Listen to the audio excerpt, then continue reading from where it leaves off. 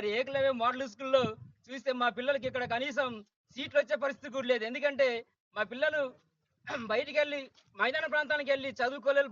మైదాన ప్రాంతానికెళ్ళి అక్కడ కోచింగ్ తీసుకొని అక్కడ మామూలు ప్రిపరేషన్ చేసే పరిస్థితి లేదు. అందరూ కూడా మా పిల్లలు ఆహ్, విలేజ్‌లలో అంటే చిన్న చిన్న అంటే గ్రామాలలో ఎంపీపీఎస్ స్కూల్ ఇక్కడ చదివి వాళ్ళు మరి అక్కడికి సీట్లు సంపాదించాలి కష్టంగా ఉన్నది.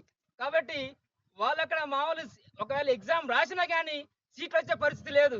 ఎందుకంటే వ్యవస్థ మొత్తం ఇక్కడ ఏకలవ్య మోడల్ స్కూల్ వ్యవస్థ ఈ సొసైటీ అలాగే గురుకులం సొసైటీ కూడా మొత్తం లంబాడి సామాజిక వర్గం చేతిలో ఉన్నది.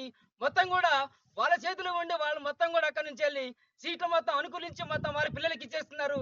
దరిదాపు ఈ రోజు ఇక్కడ చూసుకుంటే 10% కూడా మాకు ఇక్కడ సీట్లు లేవు. ఇది చాలా దారుణమైన పొజిషన్.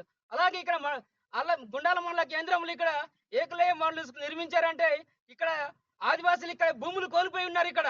అయినా గానీ ఇక్కడ భూములు కోల్పోయిన వ్యక్తులకి ఇక్కడ అవుట్ సోర్సింగ్ జాబ్స్ వాళ్ళకి ఇవ్వాలి గానీ ఎక్కడి నుంచో మహారాష్ట్ర అలాగే రాజస్థాన్ నుంచి వచ్చిన వ్యక్తులకి అవుట్ సోర్సింగ్ ఇచ్చి ఇక్కడ నిర్మించుకోవడం చాలా దారుణమైన పొజిషన్. అలాగే ఇక్కడ కేవలం ఇక్కడ ఆదివాసీ పిల్లలు అలాగే మరి వివిధ తెగల పిల్లలు ఉన్నారు. కానీ ఇక్కడ జరుగుతున్నది తీజ పండుగ ఎక్కడ చేసుకోవాలా? లంబాడి సామాజిక వర్గం వాళ్ళ తండాలలో అక్కడ చేసుకోవాలా? కానీ కేవలం ఇక్కడ ఏకలవ్య మోడల్ స్కూల్లో తీజ పండుగలు ఒక 9 రోజుల పాటు డప్పులు కొట్టుకుంటూ ఇక్కడ నిర్వహించడం చాలా దారుణమైన పొజిషన్ లో ఉన్నది.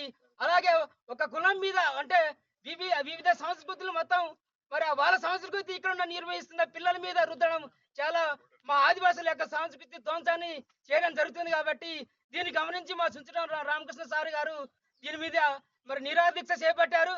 అలాగే ముందు కూడా మరి అక్కడ నిర్వహించిన మరి ఎవరైతే తీజ పండుగ అనాధికారం నిర్వహించారో వాళ్ళని విధి నుంచి తొలగించాలని మనవి చేస్తున్నాం.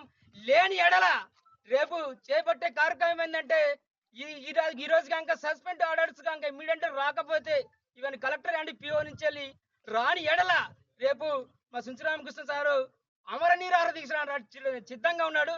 దీనికి మా ఆదివాసీ సంక్షేమ పరిస్థితిని మేము పూర్తి భరోసాగా మరి కొనసాగిస్తామని తెలియపరుస్తూ అందరికీ ధన్యవాదాలు తెలియపరుస్తున్నాం.